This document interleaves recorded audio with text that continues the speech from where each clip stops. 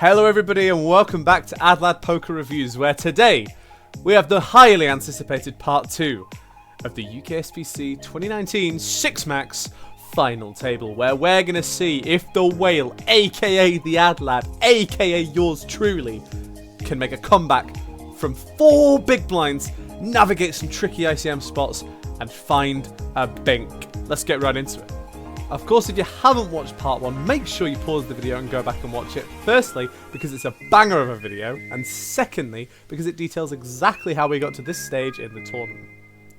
So we can see the stack sizes here as we go into the next hand, and we see that the ICM is going to get pretty insane here.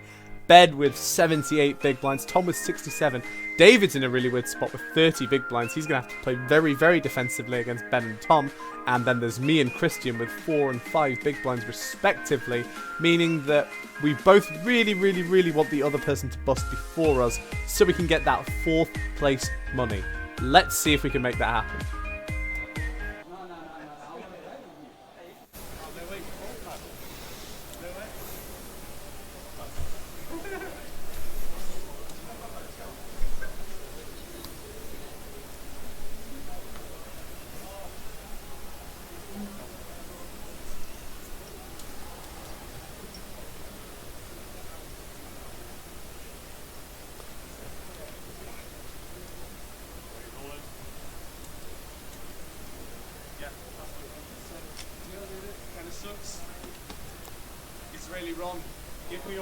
Now I know what you're thinking here. You're thinking, Adam, this is insane.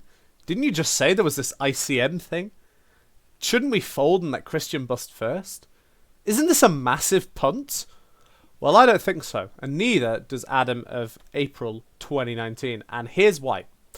David is jamming for 3 big blinds. That means that any 2 cards is going to be a profitable jam in terms of chips. And in particular, because of the ICM situation, the whale might fold sometimes here. And if that's the case, then David is going to make a lot of chips in EV by jamming any 2 here. So it comes to us with Queen Deuce off, and versus a random hand, which is what David should be jamming, we have 47.5% equity in this pot. Because the pot odds were being laid, to make it a profitable call in terms of chips, we only need 32%. So very clear call in terms of just chip EV. The real question is, do we need to adjust for ICM, and does that make it a fold? And I think that it doesn't make it a fold, and here's why. We know that Christian is a nit. He's going to play very tight. He's clearly just trying to play for that 4th place money. If we keep folding and keep waiting for Christian to bust, there's a very high likelihood that he will continue waiting for me to bust. And if we keep playing that game, I'm going to bust first because I have the shortest stack. In particular, I'm going to be left with 2 big blinds the next hand. And I think here I just decided we're going to play for the win. We're going to double up, and that'll force Christian to put it in. And, you know, we're going to take this spot. I think it's a pretty reasonable spot to take. Let's see what happens. Kind of sucks. It's really wrong. Give me your power. So we have an all-in and a call. We've got the whale with his 4 big blinds with the Queen Deuce. He's got live cards, that's about it. Against David, who is the man at this moment in time. David Paul from UClan in Lancashire. Yeah, he's not the man on that flop though. No, he's not. Now behind. The ace-9 is now behind. 6 outs for the Queen Deuce, the fade. Still the ace or the 9. Well, we get a double up for the whale.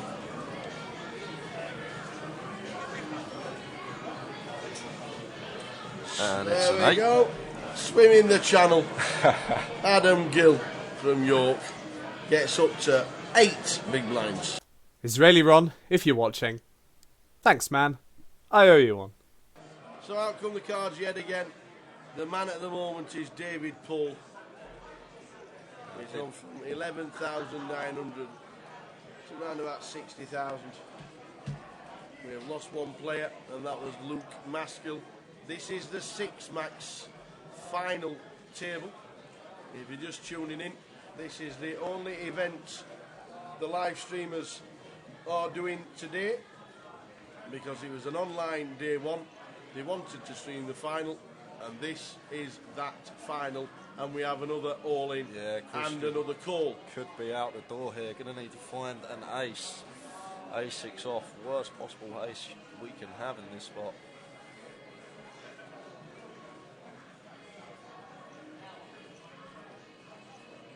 Both diamond and spade are live though. Going to need a lot of them though. No help there. Does have some counterfeit outs though now, so not the worst flop in the world. A 9 would now do the job. And even more outs on the turn. A queen at 9 or ace needed. Does he get there? Does he survive? And it's a jack, so a boat for the sixes. So the full houses, Jack's full means we lose Christian Collins. Yeah, £375 for Well done, Christian. Whoa! Did that just happen? The nib busted! Hey! Celebrate 4th place, come on! Fucking, it's a celebration! So now suddenly the situation is very, very different. We have secured 4th place. We only have 7 big blinds, and the next player has 26 big blinds. So here we're not going to be affected too much by ICM, because if we bust, hey, we were still the shortest stack. Whereas if we wait, David is not going to bust before us very frequently at all. So we want to play something close to chip EV here, try and get our money in good, try and get a double up, and give ourselves the best chance possible to go ahead and get that 1st place. Let's get it. So tomorrow from 12:30, me and Jay will be sat in situ for 12 levels of the main event, day 1B tomorrow. Thursday's event, flight B. 40-minute clock, starts at midday in the club, 12:30 on the live stream. This is the 6-match final. We're down to 4. We have another all-in. Yeah, Adam gets his last, what is 7.5 bigs in and gets it through. So a couple hands later, we wake up with Queen 3 suited on the effective button. The actual button is on where Chris's dead nitty corpse lays. And we are just going to play the charts here again. We're going to ignore ICM in this spot because if we fold and wait for people, the other people have really big stacks. They're not going to bust very soon. They're all going to wait for me to bust. I have to be getting my chips in good, try and find chippy view spots to jam. And this is one of them. Just if you look at the charts for 7 big blinds on the button, Queen 3 suited is going to be a slam, dunk, jam, and we are going to make it. And I'll tell you what else is the charts are going to say, and that is that Tom should snap off with ace deuce off. It's big blind v button. Any ace is a clear call. In fact, any king would be a clear call. Any pocket pair, some of the suited connectors. This is an incredibly nitty fold by Tom, but hey, we'll take it. The very next hand we see some savagery go down. Let's cover it from back to front. Folds to Ben on the button, and he looks down at 7-6 of diamonds. Now, Ben can raise pretty light here because of the ICM pressure he puts on David, meaning that David won't be able to rejam very aggressively against him. He's also deep against Tom, so doesn't have to worry too much about him, so he can definitely get away with raising this. He goes to 4.5k, which seems fine in a 2k big blind, and it comes to Tom with Queen Jack suited. So Tom here with Queen Jack suited. Generally speaking, at this kind of stack depth, we don't want to do too much flatting from the small blind. But in this particular situation, because Ben puts some ICM pressure on Tom, he'll be able to 4-bet Tom very aggressively. Also, David has a rejam stack behind. Tom doesn't want to commit with Queen Jack suited against that rejam. So I think it makes sense to go for the flat here with a hand that has some good playability. And remember, when there's antes, it gives us a better price to flat here. So I think the flat here from Tom is pretty fine, though I might look to 3-bet a decent chunk with this holding. David gets out of the way, and we see a flop. So when we got to 5, the ante was a small blind. Then the ante got halved. Yeah, got it. We are watching the 6-max. This is the live stream. The same gang, UKPT.com, UKPT, the Student Championships, the... Hey guys, back from having spilt a load of Ribena on my shirt, and I'm here to analyse the flop. It comes Ace, Queen, 3 Rainbow, and the interesting thing to note about this flop is how Tom's range interacts with it. So remember that we said that Tom wants to 3-bet with a polarized range. He's not going to 3-bet the middling strength hands like Ace-Jack, like Ace-10, like King-Queen, like Queen-Jack. And so those are going to be a majority of his hands in this situation that are all going to have pretty strong but not nutted one-pair hands. He's not going to have a hand like Ace-Queen, not going to have a hand like Ace-King, or Aces, or Queens. Those are all pretty clear 3-bets pre. So on that basis, when he checks over to Ben here, I think that Ben should use a very, very large sizing to put the maximum amount of pressure on to Tom here. If he goes for a small sizing, as he does, the problem is that Tom has a very, very easy call with all of these hands with such a large amount of his range, whereas if Ben starts to bet really, really big, Tom is going to be in a really, really tough spot with loads of those hands. Even a hand as strong as Ace-Jack is not going to be terribly comfortable calling down 3 streets, given the ICM implications. So I think that Ben should use a larger sizing than this. However, he does go for a small sizing, and versus that small sizing, Tom has an extremely clear call. Let's see the turn. Las Vegas of the year, and this is the 6 max that was played online for day 1. Very interesting concept, because when we started today we had 2 huge stacks and 4 relatively small stacks. So Ben turning his, he doesn't have a pair, so he's just double barreling here with a complete airball, but not going to work. Tom with... So we see the turn Jack of Spades here, and this is an interesting card because of the way that it interacts with Tom's range. It improves a number of his hands, in particular Queen Jack, Ace Jack, and King 10, all of which we expect Tom to play like this the vast majority of the time. Now, Ben can certainly have some of these hands that have improved on the Jack, but Tom's range is very condensed around him, so it's a very, very good card for Tom's range. Given this fact, when Tom checks over to Ben, Ben should be using a very polarized betting strategy. He should probably stick to using Ace-King as his thinnest value bet, and can't really use Ace-8, for example, as a value bet here. So on that basis, Ben has a clear reason to go for a large sizing because of this polarized range.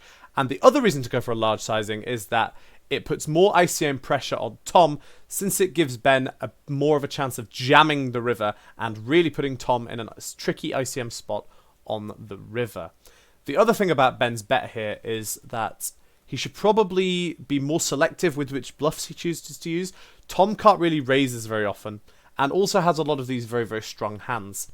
So on that basis, Ben really wants to either have a blocker to the strong hands, or have some equity against them.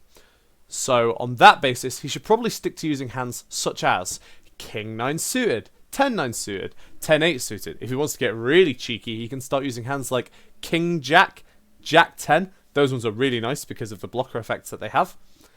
And just 7 6 of diamonds just has no equity, no blockers, is far, far too loose of a double barrel, and the half pot size is just too small given the range that Ben should be barreling here. Facing half pot, Tom has a very, very clear call. It would be a strong enough hand to raise from a chip EV standpoint, but because of ICM, he wants to play a lot more passively to avoid the risk of getting coolered. Does make a pair on the river. Tom checks once more, and Ben gonna come in for the 3-barrel here, and we just can't fold as Tom was way too high up our range. With 4-handed, it's a button open, and Tom does make the call.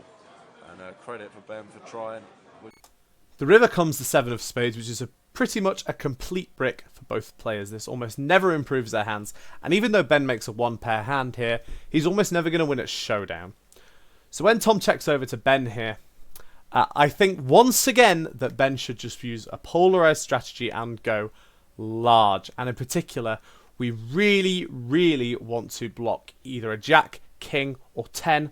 Blocking a 7 here, I guess it blocks a 7 if Tom decided to call that on the turn, but that might not call the turn, and that's a very, very small part of his range compared to all of the Ace Jack, Queen Jack, King 10, Ace 10 kind of hands that he has in his range that can call this bet. So Ben does go for the half pot bet. Tom, easy call. No problem. If Tom faced a full pot bet or even an over bet, this hand might be in a really tough spot. And this is why, ladies and gents, that when we have good ICM pressure on our opponents and we have a very polarized betting range, we want to use large sizes and put our opponents in tough spots. With that hand, we see Tom taking the chip lead, and I think that hand is just a really important lesson in making sure that we're using the right sizings. We can't just default to using half pot all of the time. We can get a lot more EV from situations by deciding to use either very small sizings or very large sizings, and that one in particular is a great spot to go for some big, meaty bets.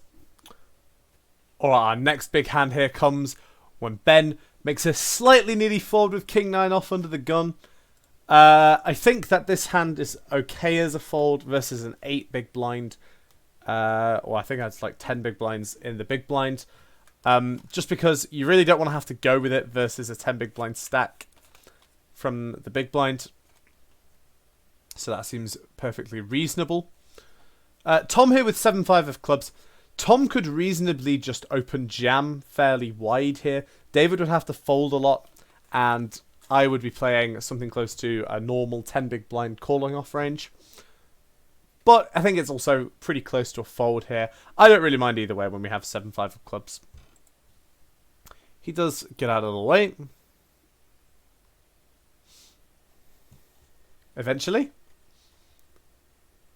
And we get to David. David's just going to have to play the charts here. Queen Jack off, an easy, easy jam. I'm just going to have to play the charts, and I'm going to make an even more savage call with a King 8 versus the Queen Jack.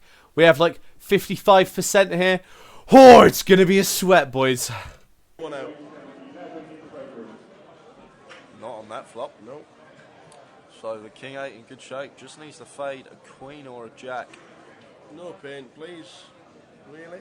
And Adam could be right back in this. Keep it low. There it is. The King plays. Double up again. Adam Gill. Look at that. Yeah. 16. There it is, boys. We find the fucking double up. We're back in this bitch. Third place. We are on a very similar stack size to David now. So now the ICM pressure goes back onto us. Both me and David really want the other person to bust first. So keep that in mind going into our next few hands. Alright, the next hand that crops up here is David off of 16 big blinds. Wakes up with kings on the button. Whoa! Kings alert! But how should we play them? That's the real question, ladies and gents. Now, with 16 big blinds in an ICM situation like this, we're going to want to use a split strategy from the button. When we have a hand that is good enough to go all in, but doesn't really want to be flipping for the tournament life, such as a hand like Ace 10, King Queen, any of those kind of hands, pocket deuces, David's just going to want to rip it all in for 16 bigs here, right now. Kings, however, is obviously really, really happy to get it in. So what David can do here is when he has one of those middling hands, he can open jam. And when he has either a very, very, very strong hand like aces or kings, or a much weaker hand that doesn't want to go all in, maybe like a 7-6 suited, he can just go for a min raise. He goes for 3x here, which is a little bit too big, but if he thinks that Ben is going to defend very often anyway, then it can be fine. It does also give us a better price on our rejam, so it might be an exploitative thing of that sort. But he does go for a full 2.75x, which I think is too big off this stack size. He can't really raise to this size and ever fold to a rejam is the problem. But it's one of these things where when you're live, that might not matter. People might not realise that. It's not such a big deal. Ben wakes up with 8-7 off, and this is fine as a defend. Particularly when he exerts such ICM pressure on David. He's going to get to realise his equity with this hand a hell of a lot more. So it seems very reasonable as a defend. And they take a flop. Now, the flop comes Jack 5-4 with 2 spades. So this is a board on which both players miss relatively often, but Ben has quite a few of these kind of gut shots, flush draws, straight draws type hands, all very marginal pairs, whereas David mostly either has very, very strong hands or pretty weak hands on this board. So when Ben checks here, the problem with David deciding to jam here for 2x pot is that he doesn't allow himself to get value from these marginal draws that Ben can have. He's going to always get the money in versus a jack anyway. He doesn't need to worry about that. If he goes for a small bet, Ben might reasonably just jam a 5, a 4, a draw, a flush draw, any of those hands, and David will get it in ahead pretty often if he goes small, whereas if he just jams here, Ben probably is just going to fold everything other than maybe like a nut flush draw type hands or a jack. So I really, really don't like this play from David. I imagine the reason that David is making this play is because of that ICM factor. He's a little bit worried about getting it in with only like a 70% chance of winning. But at the same time, I think it's much, much better to just go for the maximum value here by betting small and allowing Ben to make a loose float or loose jam with one of these kind of hands. A few relatively inconsequential hands go by, and we keep at this kind of stack depth. The blinds do go up, however, and me and David are on almost exactly the same stack depth, and he has ever so slightly more, which does come into play in this next hand. So David does wake up with the ace-5 suited on the button for 15 bigs and asked for 14 bigs, sorry. And as we discussed earlier, he wants to open jam the more marginal hands in his range and look to min raise with more of a polarized range. Ace-5, definitely good enough hand to jam, but not happy if we get called. So definitely want to jam. And David does go for the jam. Here, don't have to necessarily shove, but he's going to shove fine as well. Oh, here we go. Wow. Again, there's got to be a call from Adam in seat number 8. Yeah, Adam's got to be moving in here as well. Yeah.